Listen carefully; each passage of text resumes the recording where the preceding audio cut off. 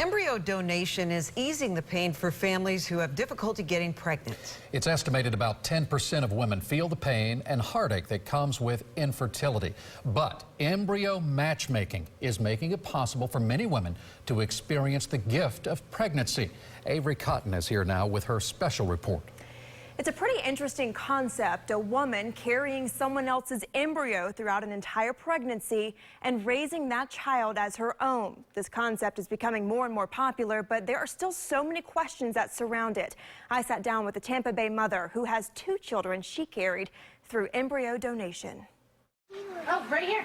It's time to play at the Colbert house. Parents Rich and Crystal watch their 4 children play after school, just like they normally do. Go, Evan, go. But this family's normal is a little abnormal. This one was taken right after they inserted her through the catheter into my uterus.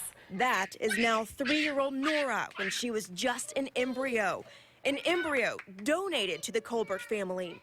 Embryo donation is still a relatively new concept, but it's an option that helped Rich and Crystal when they learned she could not have children. All my life, I just wanted to be a mom, and it did not happen as easy for me. For 5 years, they tried before turning down the road of fostering. And so we adopted our first daughter through foster care.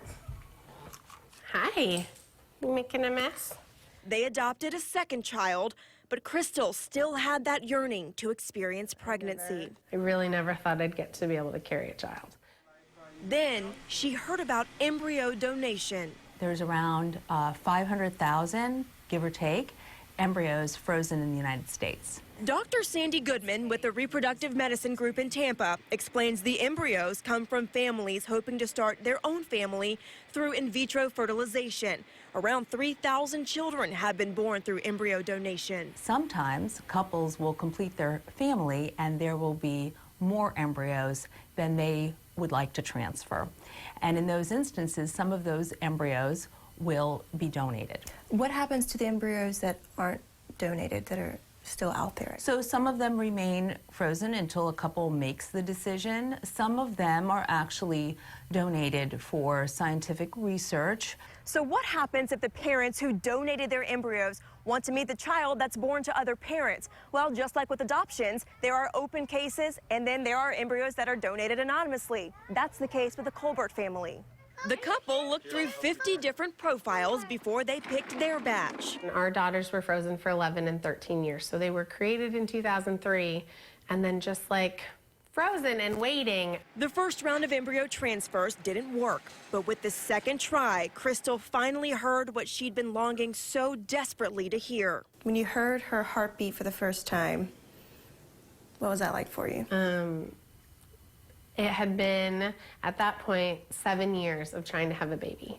And so to hear her heartbeat was pretty miraculous that we were maybe gonna get to have the baby. After Nora, they used their last embryo in the batch and had Evan, 2 biological sisters carried by and born to a different mother.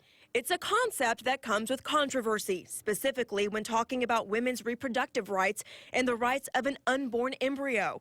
In fact, Crystal says she pushed the thought aside for quite some time after adopting her first 2 children. I've talked to a lot of friends who say IVF is playing God, and I just think that if you feel like you have that desire, you kind of got to walk it out.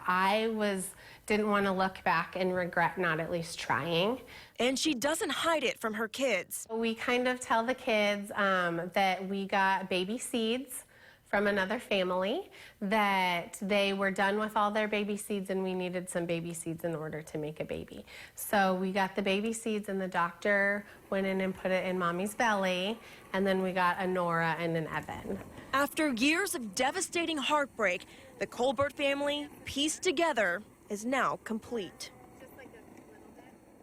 And something else that made this more appealing to Crystal and her husband, the financial side of it. Embryo donation can wind up saving families thousands and thousands of dollars when compared to IVF.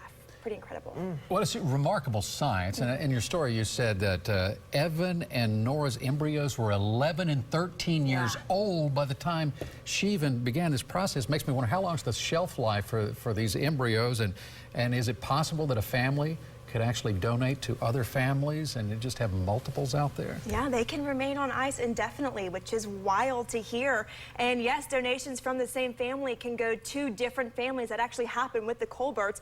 In fact, through social media, Crystal found biological siblings of her 2 children who were born to another mother. Boy, that's a complicated family tree to try to explain down the road, isn't it? And they're so open and honest with their entire family about it, too. So. Well, Good for them. they're a beautiful family. Yeah, That was a very absolutely. interesting story. Thank Thanks. you, Avery.